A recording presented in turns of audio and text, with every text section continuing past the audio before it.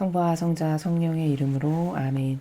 예수님과 어머니 하나 되신 성심을 통해 아버지 뜻 안에서 이 모든 기도를 봉헌드립니다. 사랑하는 하느님 아버지, 대한민국과 미국에 살아가는 모든 국민들과 전 세계에 남아있는 소수의 아버지께 속한 자녀들을 아버지의 그 태양, 그 강렬하신 태양 앞에 이 영혼들을 모두 봉헌드립니다.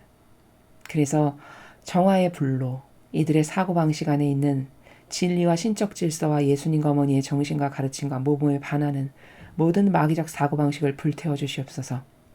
그리고 아버지의 그 생명의 불 앞에 이 모든 영혼들을 봉헌드리오니 아버지의 그 생명의 불로 잘못된 것, 자라나지 않은 것, 혹은 없는 것을 다시 생성시켜 주시고 양육시켜 주셔서 이제 아버지께서 친히 예수님을 통하여 다스리실 새천년 왕국에 살아가기에 합당한 국민들이 될 수 있도록 축복해 주시옵소서. 아버지, 이 나라와 미국을 포함한 전 세계를 자신이 왕으로 군림하여 통치하기를 수천 년 전부터 계획하여 현재 이르기까지의 전체주의를 건설하고 있는 카발, 이 프리메이슨과 일루미나티와 글로벌리스트라고도 하는, 그리고 적그리스도 세력과 빨갱이 무신론의 공산주의, 이 모든 마귀적 세력을 하나도 남김없이 다 뽑아다가 지옥의 불구덩이 속에 집어 던지오니 완벽하게 불살라 주셔서 그 후손의 뿌리 하나까지도 남기지 마시고 이 지구상에서 이제 완전히 소멸되게 하여 주시옵소서. 그날이 하루빨리 오기를 저희가 열렬히 갈망하오니 완전히 불살라 태워 없애주심으로 먼지가 되고 가루가 되어 재처럼 날아다니게 하셔서 이제 아버지의 속한 자녀들이 이 나라의 주요 요직의 리더들이 되고 그들을 통해 아버지께서 어서 빨리 대한민국을 다스려 주시옵소서. 이 모든 기도 우리 주 예수 그리스도의 이름으로 기도드리나이다. 아멘. 성부와 성자와 성령의 이름으로 아멘. 안녕하십니까. 하느님의 뜻 성교의 피아수녀입니다. 오늘은 메시지가 2개 올라왔는데요. 어떤 내용일지 여러분들과 함께 학습해 보도록 하겠습니다. 2022년 11월 9일 대중을 위한 메시지. 저 모리는 또다시 하느님 아버지의 성심이라고 알게 된 큰 불꽃을 봅니다. 하느님 아버지께서 말씀하십니다. 자녀들아, 너희가 나무 블록으로 탑을 쌓고 있다고 가정해보자. 너희가 탑 꼭대기에 거의 다다랐을 때 누군가 탑의 중간 지점에서 블록 몇 개를 빼냈다. 그 바람에 탑 전체가 약해지고 위태롭게 되었다. 기도 청원도 이와 매우 비슷하다. 많은 이들이 기도해 주겠다고 약속하지만 궁극적으로 그 약속을 지키지 않는다. 따라서 기도 노력 전체가 약해진다. 너희가 어떤 특정한 청원을 위해 기도 노력을 시작할 때 결코 너희 약속을 저버리지 말고 끝까지 서로 합심하여 기도하여라. 오직 그때만 비로소 너희는 그 청원이 좋게 마무리되는데 너희 몫을 다한 것이다. 절대 너희가 누군가 또는 어떤 것을 위해 기도해 주겠다고 말해놓고서는 그 약속을 저버리지 마라. 너희가 기도해 주겠다고 하는 모든 약속을 중히 생각하여라. 나는 어떤 식으로든 너희의 가장 약한 노력도 존중해 줄 것이다. 주님의 말씀입니다. 하느님 감사합니다. 계속해서 같은 날 주신 2번째 메시지 함께 보시겠습니다. 저 모리는 또다시 하느님 아버지의 성심이라고 알게 된 큰 불꽃을 봅니다. 하느님 아버지께서 말씀하십니다. 자녀들아, 사탄은 너희 나라를 내부에서부터 공격하고 있다는 사실을 깨달아라. 사탄은 너희 나라의 선거 과정의 진리를 조금씩 갉아먹으면서 너희 민주주의 핵심을 잠식해 들어가고 있다. 너희 나라는 의심이 아니라 진리에 근거하여 세워졌다. 만약 선거가 의심받으면 선출된 공직자들이 내리는 결정들 또한 의심받게 될 것이다. 현재 비도덕적인 활동이 소수의 몇몇 주에서만 이루어지고 있다. 그러나 사탄은 거기서 멈추지 않을 것이다. 주님의 말씀입니다. 하느님 감사합니다.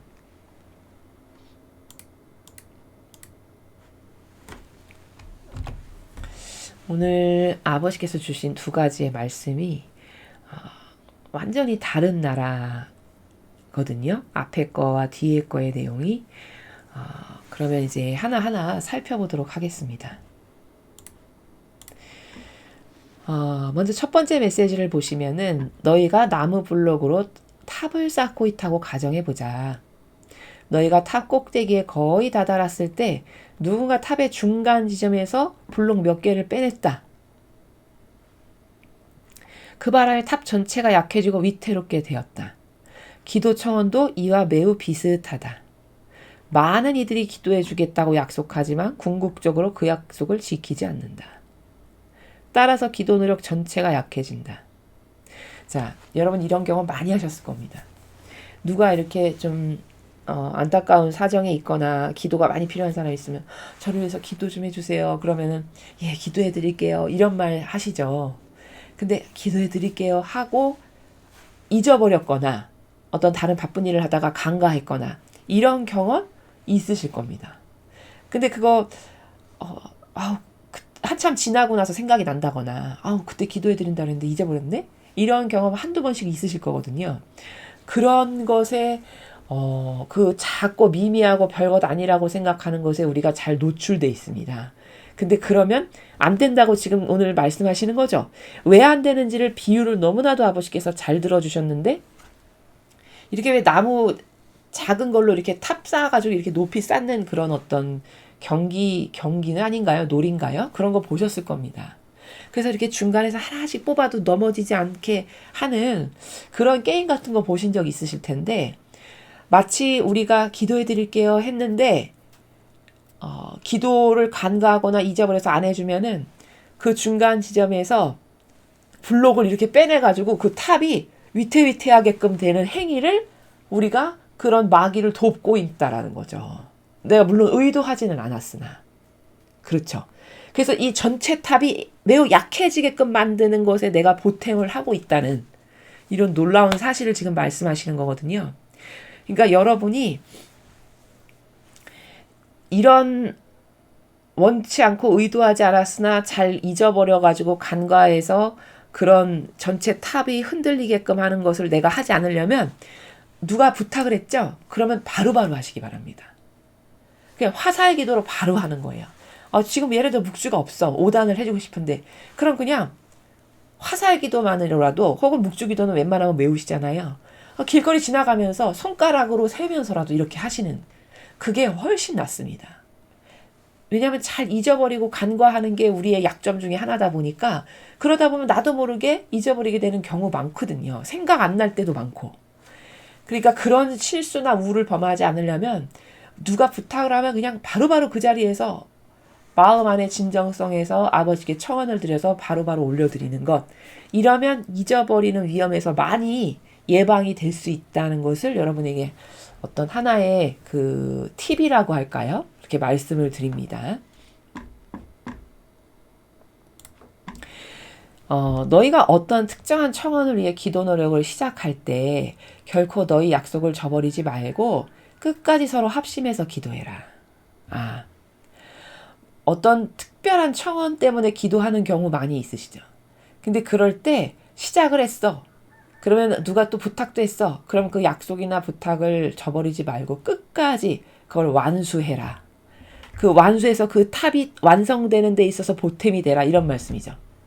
오직 그때만 비로소 너희는 그 청원이 좋게 마무리되는데 너희 몫을 다한 거다. 라고 말씀하시고요. 절대 너희가 누군가 또는 어떤 것을 위해 기도해 주겠다고 말해놓고서는 그 약속을 저버리지 마라. 잊어버리는 경우가 많죠. 간과하거나 오늘 집에 가서 해야지? 그런데 또 저녁 때는 생각이 안 나죠. 이렇게 되면 나도 모르게 그 탑에 구멍을 하나씩 내는 행위를 내가 하고 있는 그럼 나의 영혼에게도 나쁘죠. 마귀에게만 양식돼주는 일이고 이제 이런 일이 발생한다는 것을 말씀하시는 겁니다. 너희가 기도해 주겠다고 하는 모든 약속을 중히 생각해라. 왜냐하면 나는 어떤 식으로든 너희의 가장 약한 노력도 존중해 줄 것이다. 누가 부탁을 했는데 내가 그것을 잊어버렸으면은 그 전체 탑에 구멍 하나 내는 일을 내가 자초하는 일이고 그리고 그거 별건 아닌 것 같지만 내가 만약에 그 기도를 해줬어. 부탁을 받아서. 그러면 약한 노력도 존중한다는 거는 네가 아무리 미미하게 기도를 했다라고 하더라도 나는 네가 나를 의식하고 나에게 의탁해서 한 그 약한 거 미미한 것도 존중하니까 그런 것에 대해서 간과하지 않는 습성을 길러라, 습관을 길러라, 지금 그런 말씀을 하시는 거죠. 그래서 원래 그 하느님의 일꾼이 이 오늘 메시지를 잘 들어야 되는데, 보통 하느님의 일꾼에게 기도를 많이 부탁을 하시거든요. 그렇죠? 그렇기 때문에 하느님 일꾼은 배상과 보속을 자원해서 해야 되는 사람인 거고, 의무가 이런 어떤 많은 분들이 부탁을 하고 의탁을 하실 때 그분들의 기도를 대신 봉헌 드리는 게 마땅히 해야 될 그 자원한 봉사자들의 의무입니다. 그래서 저희가 저희들에게 말씀하시거나 부탁하시거나 어떤 예배 청원을 하시면은 저희는 이런 일이 발생할까봐 바로바로 그 자리에서 하려고 노력을 하고 있거든요. 그래서 여러분도 누군가가 여러분에게 도움의 손길을 내밀 때 거절하시지 마시고 화살기도로 바로바로 받쳐드려서 그 영혼의 그 어떤 문제나 괴로움이나 고통을 해결하는 데 있어서 도움을 주는, 그게 바로 또 거룩한 사랑의 실천이죠. 그런 역할들을 잘 하셨으면 좋겠습니다. 그러니까 여기 가장 약한 노력도 존중해 주신다는 거는 이런 거예요. 비유를 들면 아주 작은 어린아이가 있어요. 이제 겨우 아장아장 걷는. 근데 걔가 무슨 완벽한 기도를 하겠어요. 그렇죠? 이제 겨우 걷기 시작하는데. 근데 그 아이가 하느님을 사랑하고 의탁을 전부로 해가지고 완벽하지는 못해도 그 고사리 손으로 이렇게 기도선을 하고 열심히 기도를 하고 있어요. 추상을 해보십시오. 그럼 여러분 그거 보고 너무 예쁘지 않나요? 너무너무 예쁘죠? 들어주지 않을 수가 없겠죠. 가장 약한 노력이 그런 어린아이가, 단순하고 순수한 어린아이가 그 쬐끔한데 기도선을 하고 기도하는 그 노력도 나는 다 들어주고 존중해 준단다라는 말씀이 지금 가장 약한 노력도 존중해 줄 것이다 라고 말씀하신 행간의 나라입니다. 그러니까 우리가 어떤 나라에서 살아야 되는지를 우리는 생각을 많이 교정해야 됩니다. 뭐 어른인 척, 뭐 좀 아는 척, 이거는 우리에게 맞지가 않아요. 사실은 걸맞지가 않습니다. 하느님 앞에는 가장 작은 어린아이로서도 순수하고 단순해야 되거든요. 그래야 아버지께 모욕과 역경을 드리지 않고 우리를 가련히 여겨서 굽어보실 수 있지. 겨우 이제 걸음 걷는 애가 잘난 척하고 있는 체하고 이러면 그거 한번 추상해 보십시오. 그게 어떨까? 참 꼴불견일세 이러겠죠. 그러니까 그런 존재가 되지 않으려면 하느님 앞에 내가 어떤 존재고 얼마나 부족한, 그러니 얼마나 정직하고 겸손해야 될까를 자꾸 곰씹어 볼 줄 아는 사람이 그 사람이 은총을 받을 수밖에 없는 반향을 하는 사람이다 라는 것입니다. 그래서 오늘 이 메시지의 근거에서 여러분에게 좀 정리해서 말씀드릴 내용은, 이 하느님하고 관련해서는 굉장히 중요한 게 있어요.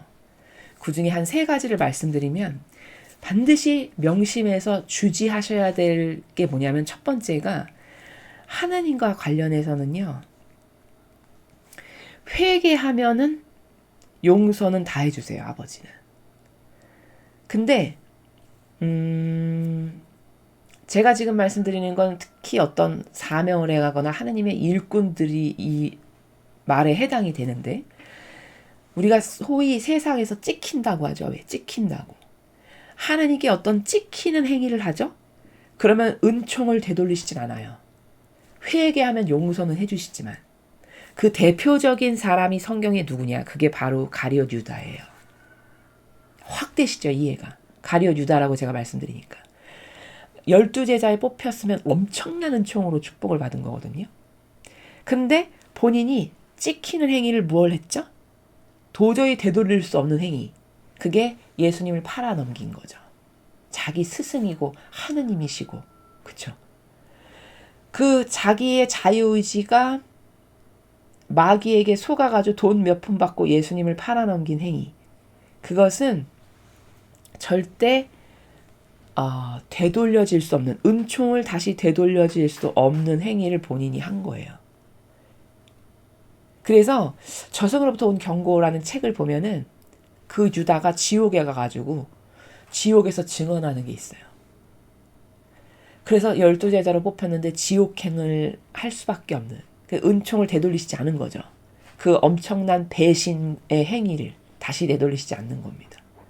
그러나 만약에 죽기 직전까지 회개를 했다면 용서는 해주셨겠죠. 그러나 용서받았다 해도 그런 큰 은총은 다시는 되돌리지 않는다. 이게 아버지가 다스리시는 다스림의 큰 특징입니다. 이런 거를 조심하고 주의해야 된다는 거죠. 그 다음 하느님과 관련해서 두 번째 중요한 건 뭐냐면 성령을 거스르는 죄는 용서 못 받는다라고 성경에 나와요. 그럼 성령을 거스른 죄가 도대체 뭘까? 다른 모든 죄는 네가 회개하고 뉘우치면 용서해 주지만 성령을 거스른 죄는 내가 용서 못한다. 이게 뭐냐면 사람으로 치면은 자존심을 건드리는 거예요. 우리가 왜 그런 말 하죠.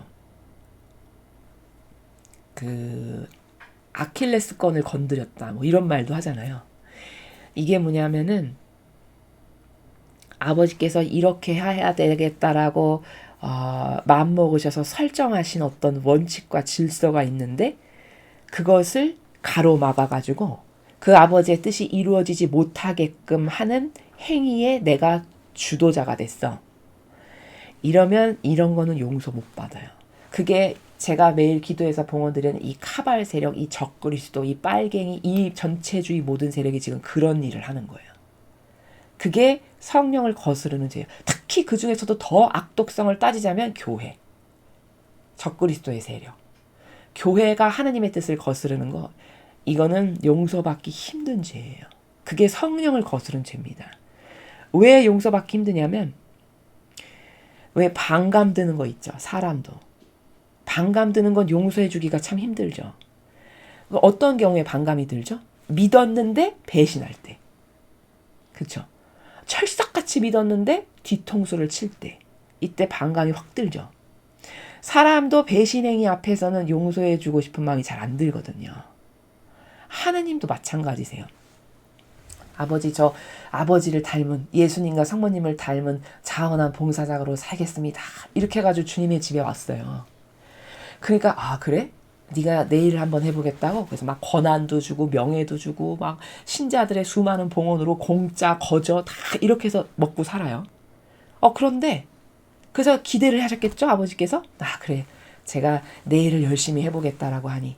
해서 이렇게 유심히 지켜보십니다. 근데 웬일이야. 세상의 도둑보다 더 교묘하고 간교한 도둑질을 매일같이 하네. 주님 제단 앞에서. 엄청난 반감이죠, 이거. 그쵸? 왜? 잘해보겠다라고 해서 수많은 것을 주셨어요. 그쵸? 다 공짜 거저로. 그런데 그 값을 못하는 거예요. 그러면 그 배신당했다라는 행위, 그 행위에 대해서 용서받기 어려워집니다. 게다가 그 배신 행위는 아버지의 뜻이 이렇게 흘러가야 되는데 흘러가지 못하게끔 이렇게 돌로 가로막았다. 이거는 엄청난 죄악이에요. 이게 성령을 가로막은 게 이런 겁니다. 이런 거는 용서 못 받는다라고 성경에 나왔습니다. 그게 도대체 구체적으로 뭔가를 여러분에게 설명드린 거예요. 그러니까 하느님은 자비롭고 사랑이 많으시기 때문에 부족한 거는 괜찮아요. 그러나 부족함도 종류가 다른 거거든요. 어떤 소소한 인간적인 부족함이라는 것은 그 사람의 한계로 그리고 그 사람이 어떤 큰 권한을 가지고 있어서 남에게 영향력은 끼치지 못하는 이런 것은 그 사람이 회개하면 다 용서해 주실 수밖에 없는 그런 자애로운 아버지시거든요. 근데 이들의 죄는 이 적그리스도 세력의 죄는 남에게 큰 영향력을 끼치죠. 어떤 발언 하나만 해도 누구누구가 이런 말씀하셨대. 신자들이 다 그거 따라하잖아요. 이런 거 공표하셨어. 그분의 말씀을 들어야 돼. 그럼 이렇게 엄청난 영향력을 갖고 행사하는 데다가 수많은 것을 제공받고 그래서 내 일을 하겠다라고 사랑으로 인내하시면서 기다리셨는데 돌아오는 건 맨날 날카롭고 예리한 칼날로 심장을 찢어대고 갈기갈기 그리고 막 면도칼로 난도질하고 송곳으로 못 박았어. 이러면 엄청난 큰 죄죠. 그렇죠? 이런 게 성령을 거스른 죄입니다.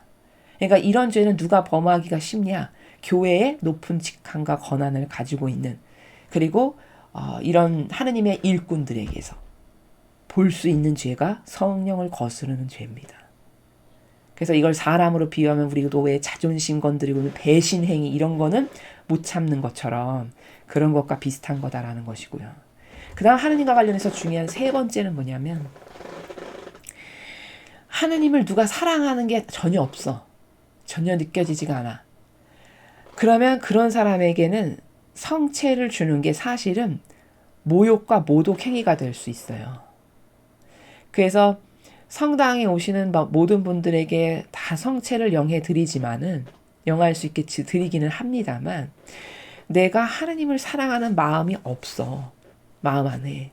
그런 분들은요. 자발적으로 성체를 하시기 전에 고해성사를 보셔가지고 깨끗하게 씻고 이제 사랑할 수 있는 은총을 주세요. 이런 어떤 다양한 노력을 통해서 본인이 변화가 되든지 그렇지 않아. 그럼 양심껏 차라리 성체를 영하시지 않든지 이렇게 하는 게 좋아요. 사랑하지도 않는데 성체를 영하면 그게 어떤 거냐면요. 영적으로는요. 예수님이 그 안에서 엄청 모욕받으시는 순간들이에요. 천상의 책을 보면은 내가 사랑 없는 영혼에게 들어갔을 때 나는 그게 너무 고통스럽고 숨이 막힌다라고 말씀하시거든요. 인간이 생각하는 것하고는 인간은 뭐 그까짓 거 사랑해도 그만 안 해도 그만 뭐 할 수도 있고 싫으면 안 할 수도 있는 거 아니야? 이렇게 생각하는 저급한 수준에서 살아서 그게 뭐 이렇게 대단히 큰 죄인가 이렇게 생각을 하지만 천상은 온통 사랑의 나라거든요. 거기는 사랑 아닌 것은 들어갈 수조차 없는 나라예요. 기본 전제가. 그렇기 때문에 냉랭하고 차갑고 싸늘한데 그 사랑의 마음이 전혀 없는데 거기에 있으실 수밖에 없다는 거는 그것 자체가 모욕이고 모독이에요. 그렇기 때문에 본인이 하나님을 사랑하는 게 뭔지도 모르고 그런 마음도 없고 그저 냉랭하고 온갖 인간적인 것밖에 없다. 그러면 그런 가운데 하나님을 그러니까 예수님을 영한다. 그러면 그 영혼에게도 딱히 좋지가 않아요. 왜? 모독 드리는 행위를 자기도 모르게 하게 되니까. 그러니까 그런 경우는 본인이 올바른 마음이 되실 때까지 차라리 양심껏 성체를 영하시지 않든가. 아니면 정말 영하시고 싶다면 처절하고 철저한 회개와 많은 기도를 통해서 저에게 갈망과 사랑의 마음을 주세요. 이렇게 해서 다시 온전한 똑바르게 반향할 수 있는 영혼으로 본인의 노력을 통해 되돌리시든가. 이런 어떤 양당 간의 결정이 있어야지 사랑하시지도 않는데 그냥 내 안에 오시기 위해서 온갖 그 인간적인 것이라고 하는 키키하고 역겨운 냄새 가운데 질식하게끔 해드리는 것은 이것은 정말 예수님께 큰 고통을 드리는 것이라는 것을 여러분이 잘 인식하셔야 됩니다. 인간은 기호가 병들어가지고 그냥 유체적 접촉이나 나에게 잘해주는 사람에게만 막 사랑을 느끼고 편협하고 인식도 또 뭐 편견이 있고 이래가지고 뭐 사랑 뭐 해두고만 안 해두고만 내가 좋아하는 사람만 사랑해도 되고 뭐 그런 어떤 이상한 병든 기호 안에서 사랑의 정서가 있어서 그런 인간적인 기호 가운데에서 예수님을 모시면 그게 얼마나 큰 역겨움이 되는 건지를 잘 깨닫지를 못하거든요. 그러니까 그런 행위로 모욕을 안 드리려면은 여러분께서 평상시에 자주 자신의 영혼을 돌아보고 객관화하고 죄가 있으면 고해성사를 통해서 바로바로 죄를 다 닦아내는 이런 그 노력들을 꾸준하게 하시는 것이 여러분의 영혼을 보호하는 길이고 여러분에게 좋은 여러분의 영혼이 늘 하나님께로 향할 수 있게끔 준비를 하실 수 있는 방법은 그런 방법들이니까 꼭 참고하셨으면 좋겠습니다. 자, 그러면 같은 날 주신 두 번째 메시지를 한번 보시겠습니다.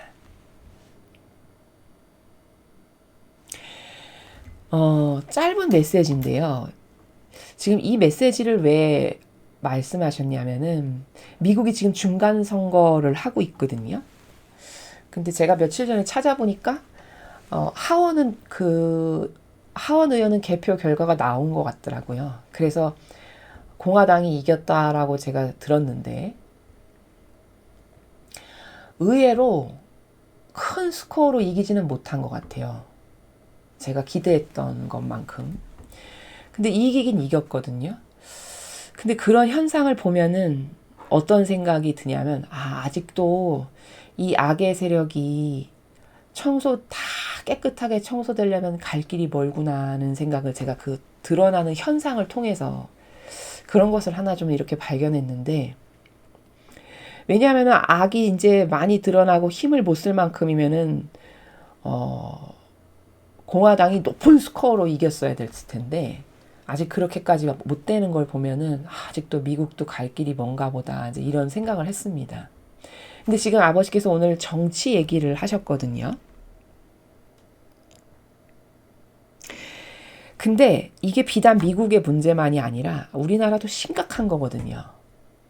그래서 요 아버지의 말씀을 통해서 제가 오늘 여러분에게 말씀드릴 내용은 좀 객관화를 해서 우리나라 실정에 맞게끔, 요 미국의 정치를 통해서 아버지께서 전달하시고자 하시는 메시지의 원리를 적용해서 우리나라에게 적용하면 우리나라는 뭘 고쳐야 되나, 지금 문제가 어떠한가를 말씀을 드리려고 합니다. 그리고 지금 이 메시지 해설에 들어가기 앞서서 여러분이 가지고 계시는 이상한 오해를 하나 이렇게 교정시켜 드릴 게 있는데, 가끔 이런 분들 계세요.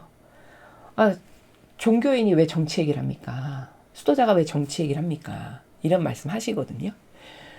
근데 지금 아버지께서 정치 얘기 하시죠. 그렇죠? 선거 시스템이 어떻고 이렇고 정치 얘기를 지금 하시네요. 그렇죠? 그러니까 왜 정치 얘기를 하십니까는 잘못된 관점이라는 거예요. 그럼 하느님도 정치 얘기를 안 하시겠죠. 근데 오늘뿐만이 아니라 과거 메시지 중에 트럼프가 옳다라고 이렇게 직접적으로 지지하시는 발언도 하셨어요. 아버지께서는요. 그럼 정치 얘기 하시네요. 하느님께서.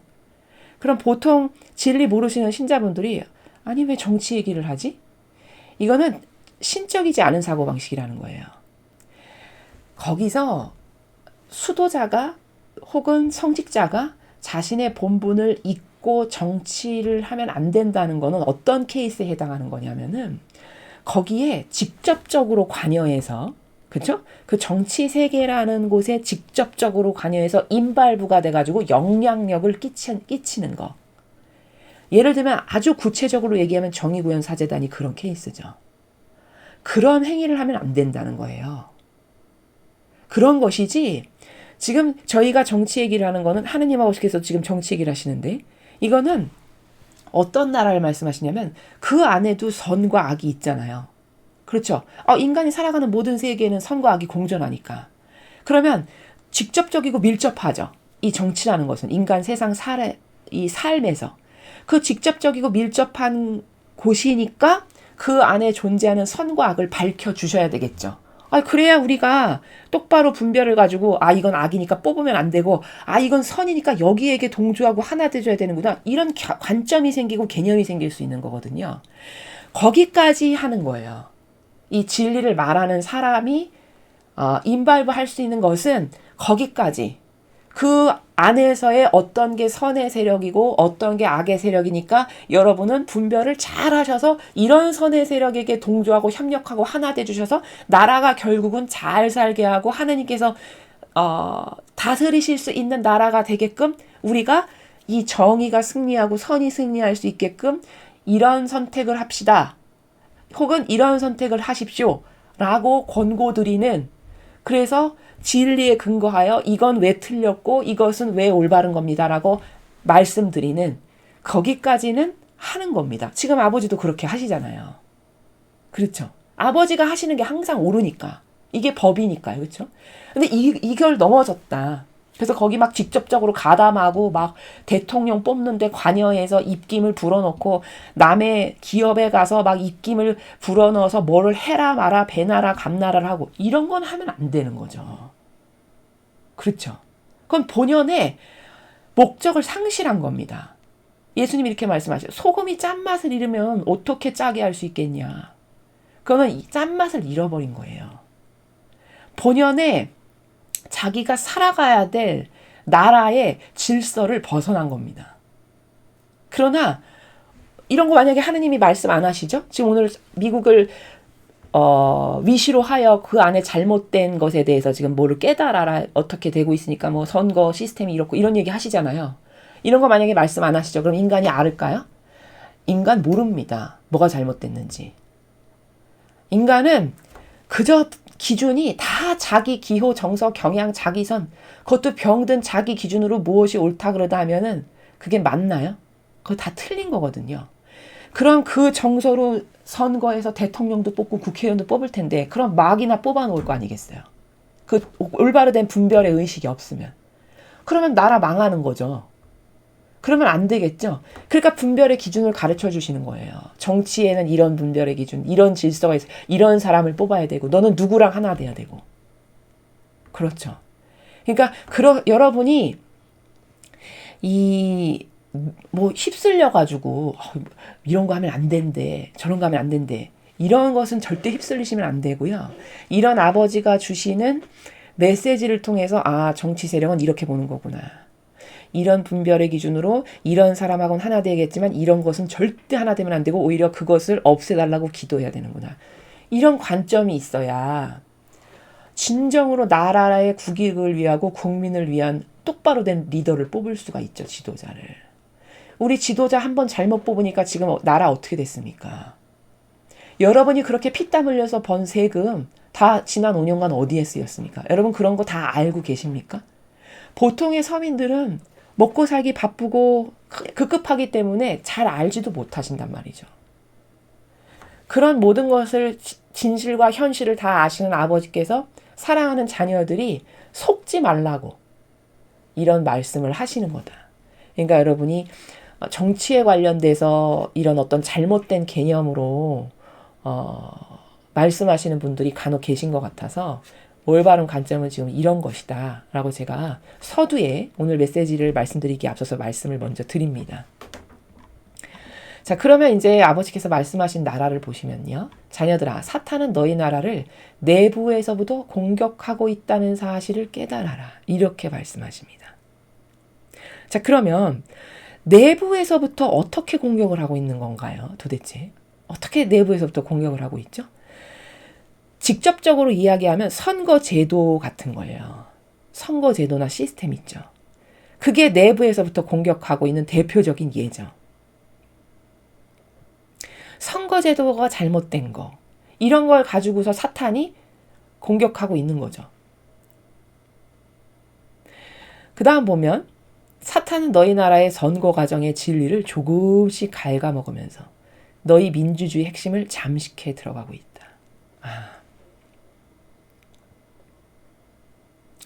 선거 과정의 진리를 사탄이 조금씩 갉아먹고 있대요. 근데 민주주의의 핵심은 공정한 선거잖아요. 근데 그 공정한 선거 시스템이 망가졌어. 그러면 미국이나 우리나라 같은 나라는 근본의 토대 자체가 성경에 근거한 민주주의 시스템인데 그 시스템 완전히 붕괴되겠죠. 그렇죠? 그럼 나라 망한 겁니다. 그러면 미국과 우리나라는 특별한 사랑으로 하느님께서 건국에 관여하신 나라거든요. 여러분도 아시다시피.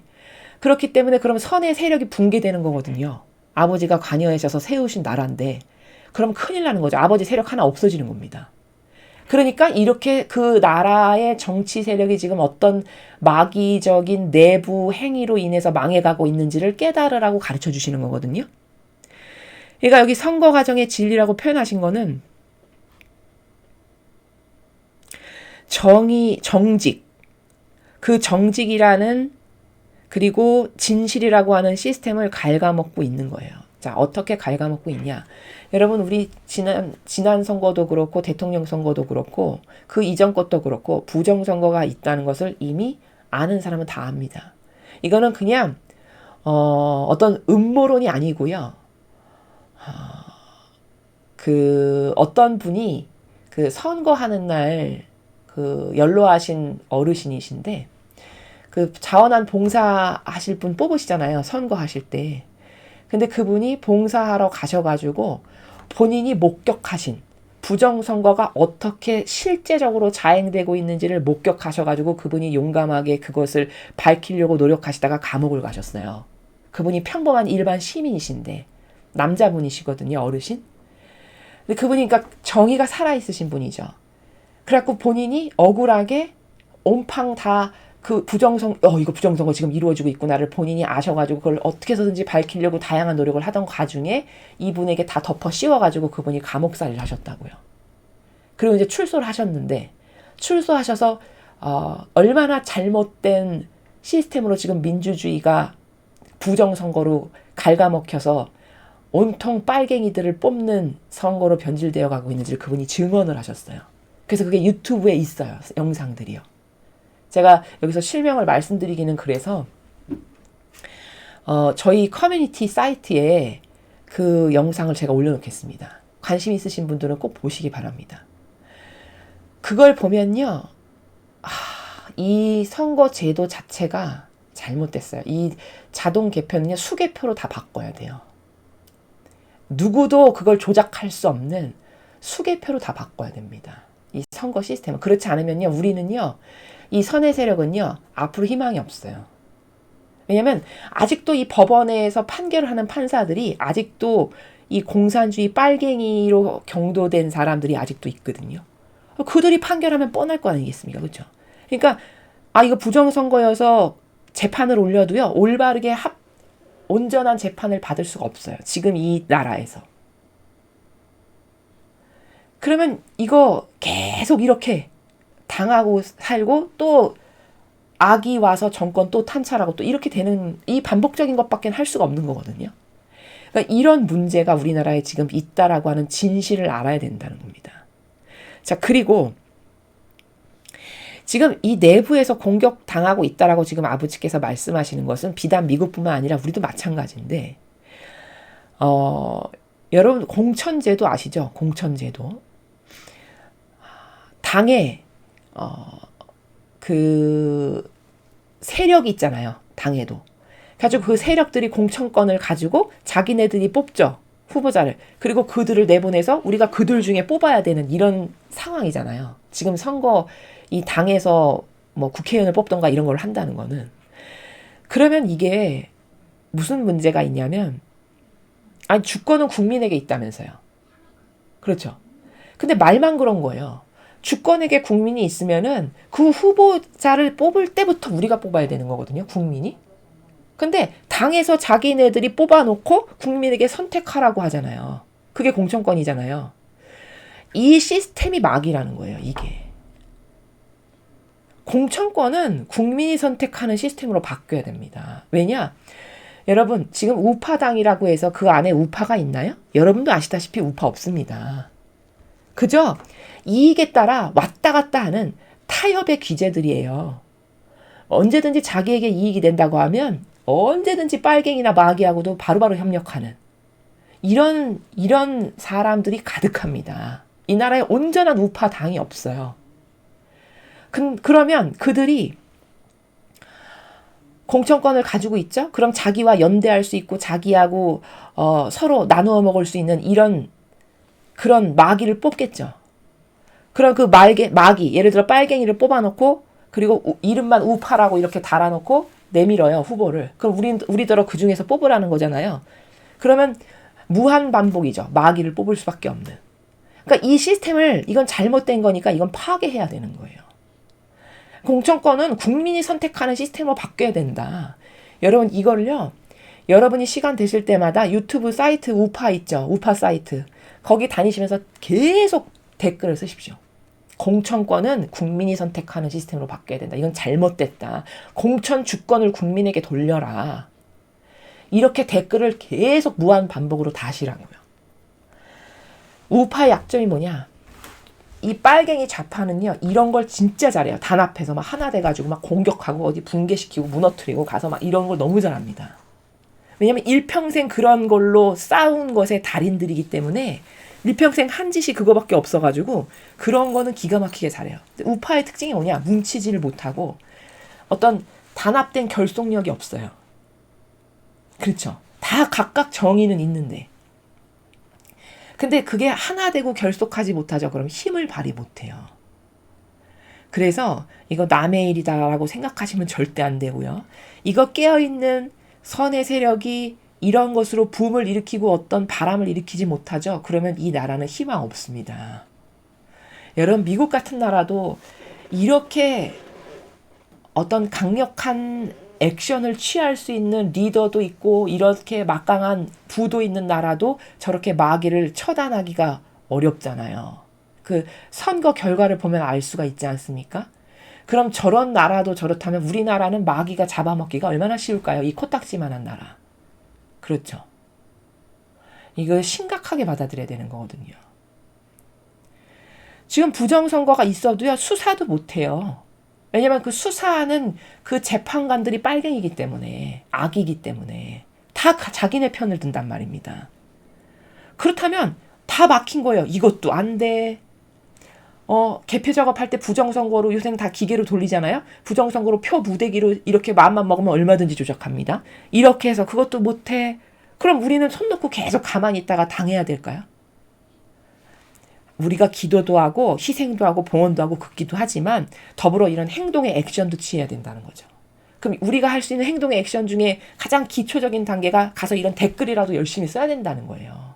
그런 어떤 여론을 조성하고 붐을 일으키려면. 저희 방송을 들으시는 젊은 분들이 계시면요, 제발 그런 거를 좀 하시기 바랍니다. 이거 공천권은 국민이 선택하는 시스템으로 바뀌어야 된다. 이 한마디를 온갖 사이트에 다니면서 다 쓰세요. 많이 쓰면 볼 수밖에 없거든요. 우리가 바꿀 수 있는 거는 선거 시스템을 바꾸는 것밖에는 방법이 없어요. 제가 선거 시스템을 바꿔야 되는 그 대표적인 것 중에 공천권을 국민이 가져와야 된다는 거예요. 이걸 우파 당에게도 여러분이 요구하셔야 돼요. 공천권으로 장사하지 말아라. 너네 세력 다툼 공천권 가지고 세력 다툼하지 말아라. 여러분, 이게 왜 우파가 온전한 우파가 못 되냐면 그 안에 힘 좀 세고 주도권 갖고 있는 사람이 공천권 꽉 잡고 있잖아요. 그럼 예를 들어서 그 사람이 60%를 뽑는다. 공천권을. 그럼 그 사람한테 아부하고 잘 보이려고 들겠죠? 그렇죠? 그러면 그 사람에게 아부하고 이 사람이 그렇게 막강한 공천권을 가지고 있는 사람이니까 다 여기 붙고 사역과 욕망으로 타협하고 협력해서 하나 되겠죠. 그러면 이 사람은 대대손손 그거 가지고 힘쓰겠죠. 이게 얼마나 저급한 거냐? 아니, 조선시대에 당파 정치 있죠? 당파 정치. 그게 지금도 똑같이 있는 겁니다. 그렇게 공천권으로. 수백 년이 지났는데 달라진 게 없어요, 정신은. 그냥 이름만 민주주의 이렇게 붙였을 뿐이지. 그쵸? 이런 잘못된 선거 시스템 있죠? 이거 선의 세력이 제도를 다 바꿔야 돼요. 이런 의견을 일으켜가지고. 여러분, 우파 당에게 요구하십시오. 그 당도, 제가 알기로 한 달에 3,000원씩만 내면은 당원 가입이 가능하대요. 우파당에. 그러면 그게 한 3개월, 그렇게 당원으로 가입해서 한 3, 4개월이 지나죠? 그러면 선거권이 주어져요. 그 사람에게. 그러면 여러분이 거기다가 입김을 행사하실 수가 있게 돼요. 그래서 많은 우파의 국민들이 지금까지는 그냥 에이, 잘 돌아가겠지, 나라. 나는 그냥 열심히 서민이니까 일하고 열심히 성실하고 정직하게 살면 되지. 이렇게 좋은 마음으로 사셨다면 과거에는 그렇게 살아도 나라가 괜찮았는데 지금은 마귀가 들끓는 마지막 시대이기 때문에 이제는 그렇게 수수방관하면 안 된다는 겁니다. 그러니까 관심이 있으신 분들은 그렇게 관심을 행동으로 옮기셔가지고 우리가 바꾸지 않죠? 그럼 안 바뀌어요. 아무도 그런 노력 안 합니다. 깨어있는 사람이 하지 않으면. 그래서 살신성이 나는 마음으로 이거 공천주권을 국민에게 돌려라. 우파당에 가서 글을 쓰십시오. 여러분, 거기 게시판이 있어요. 공천권 가지고 장사하지 마라. 너네 개파 정치하지 마라. 이런 거를 자꾸 거기다가 글을 올리시고 말씀을 하시라는 겁니다. 여러분은 그럴 권리가 있으십니다. 이 나라의 국민이잖아요. 그렇죠? 우리 세금 가지고 하는 거잖아요. 나라 살림. 당연히 권리를 주장해야죠. 그렇죠? 그래서 이렇게 하시라는 것을 제가 지금 아버지께서 오늘 정치 얘기를 하셔서 말씀을 드리는 것이죠. 너희 나라는 의심이 아니라 진리에 근거하여 세워졌다. 지금 아버지께서 이렇게 갉아먹히고 있는데 너는 원래 근본이 성경이라고 하는 진리의 근거에서 세워진 나라니까 너 악이 와서 이렇게 네 나라 다 갉아먹고 있는데 가만히 손 놓고 있으면 되겠니? 이런 말씀을 지금 이렇게 부드럽게 하시는 거거든요. 그렇죠? 그래서 제가 같은 관점으로 우리나라를 대입해서 말씀을 드린 겁니다. 만약 선거가 의심받으면 선출된 공직자들이 내리는 결정들 또한 의심받게 될 거다. 당연한 거 아닙니까? 아니, 내가 부정선거로 누구를 뽑았어. 그럼 그 사람이 공정하지 않은 마귀가 또 뽑혔어. 그럼 그 사람이 온갖 비리로 자기 사역과 욕망이나 채우는 결정이나 하겠지. 나라를 위한 공정한 결정을 하겠습니까? 우리가 지난 5년간 그렇게 당해봤잖아요. 5년간 얼마나 고통스럽게 당했습니까? 그럼 이제 그만 정신 차릴 때가 됐잖아요. 그럼 적극성을 띠고 나서야 된다는 거죠. 할 수 있는 범주 안에서. 이해되시죠? 지금 아버지께서 이런 말씀을 하시는 이 행간의 나라를 알아야 되거든요. 이 행간의 나라. 이 말씀을 무슨 나라의 어떤 의미에서 하시는 건가? 현재 비도덕적인 활동이 소수의 몇몇 주에서만 이루어지고 있다. 이게 지금 미국 두고 하시는 말씀인데 미국도 소수의 몇몇 주가 더 심각한 거예요. 비도덕적인 활동이라는 게 그런 어떤 제가 지금 말한 이런 비리들 있죠. 이런 공정하지 않은 선거라든가 이런 각종 비리들 그게 몇몇 주는 더 심각하다는 겁니다. 그러나 사탄은 거기서 멈추지 않을 것이다. 여러분 카발이 수십 년 수백 년을 자신들의 세력을 견고하고 공고히 하고 결탁해가지고 그것만을 위해서 목적성을 가지고 전체를 쥐락펴락하는 이런 세력인데 그들이 이렇게 쉽게 하루아침에 뭐 여기 좀 이렇게 뭐 막혔다고 해서 뭐 포기하고 이럴 세력이 아닙니다. 그거는 겉으로 봤을 땐 사람이지만 그 안에 사탄이 활동하는 거기 때문에 사탄이 이 미국이란 나라 하나 꺾어버려서 만약에 망하겠다. 그럼 얼마나 기쁠까요? 하느님이 세우신 나라인데. 사탄의 목적은 그건 거거든요. 우리나라도 절대 무관하지 않습니다. 이승만 대통령께서 나라를 세우실 때 미국에 수년간 유학하시면서 보고 들은 그 선진 문물과 또 본인이 워낙 똑똑하셨거든요. 그런 깨어있는 의식과 그 다음에 성경에 대해서 하느님에 대해서도 잘 알고 계셨어요. 그래서 그런 성경에 근거해서 내가 교육에 투자해서 이 나라를 한번 살려봐야 되겠다. 이렇게 해서 건국을 하신 분이기 때문에 성경에 근거해서 세워졌다는 게 이 나라는 천운이고 행운이에요. 물론 그 지도자를 통해서 하느님께서 뜻하시는 바가 계획하시는 바가 있으셔서 그렇게 하신 거지만 본질적으로는 그런 것이지만 이 나라는 천운 중에 천운이 건국의 근본이 올바르게 됐다는 겁니다. 그래서 오늘날까지도 이렇게 유지가 되는 거예요. 그러면 그런 걸 하느님께 진정으로 감사드릴 줄 아는 가운데 그러니 이 나라랑 미국을 마귀가 완전히 망가뜨려서 이 지구상에서 없애버리기 위한 노력을 얼마나 많이 하겠습니까? 그렇죠. 그래서 이렇게 공격이 심한 거예요. 미국도 마찬가지고. 그래서 이런 이 부정선거와 이 잘못된 공천 시스템을 바꿔야 된다라고 여러분이 댓글도 많이 다시고 가서 이 우파 당의 게시판에도 가서 다시고 막 목소리를 자꾸 내셔야지 그냥 가만히 있으면 누가 거저해주지 않습니다. 그래서 이 공천권이라는 거는 주권자가 국민이니까 국민이 뽑아야 된다. 아니 왜 세력으로 지분 싸움하고 파벌 정치하는 자신들이 다 자기에게 유리하고 자기에게 사욕과 욕망으로 하나 돼서 뭐 해먹을 수 있는 이런 사람들 다 뽑아놓고 그리고 이름만 우파네 하고 언제든지 왔다 갔다 할 수 있는 빨갱이와 마귀 다 뽑아놓고 그리고 나서 우리한테 뽑으라고 한다면 악 중에 고르라는 거잖아요. 마귀 중에 사탄 중에. 우리가 왜 그걸 계속해야 됩니까? 그렇죠. 이게 제도가 잘못된 거면 바꿔야 돼요. 안 그러면 악을 끊을 방법이 없는 겁니다. 그래서 여러분이 이 제도를 바꾸려면 먼저 여론몰이가 필요하죠. 그러니까 여러분만 가만히 듣고 계시지 마시고 이런 내용을 주변 사람에게 가르쳐주고 우파 세력에게만 반감 안 가질 수 있는 정신이 올바르게 된 우파 세력에게만 자꾸 이런 말씀을 하시고 전달을 하셔가지고 한 명이 두 명이 되고 두 명이 네 명 되고 네 명이 8명 되고 100명 되고 1000명 되고 이렇게 해서 힘을 모아서 이제 깨어있는 올바른 정신과 사고방식을 가진 국민이 나라를 바꿀 수 있는 여론을 형성해야 된다. 여러분 이것에 대해서 오늘 명심하시고 잊지 마시고 꼭 제가 아까 말씀드린 것들 가서 댓글 달고 가입하실 수 있으면 우파당에 가입을 하셔서 여러분의 주권을 행사하십시오. 여러분이 여력이 되시면요. 그렇게 해서 자꾸 목소리를 거기다 내세요. 그래서 그들을 개조시키고 바꾸지 않으면 이 나라는 희망이 없습니다. 그래서 주도적으로 하실 수 있는 그런 여러분들이 꼭 되시기를 제가 아버지 뜻 안에서 갈망으로 기도를 드립니다. 이상으로 2022년 11월 9일 대중을 위한 메시지 해설을 마치겠습니다. 감사합니다.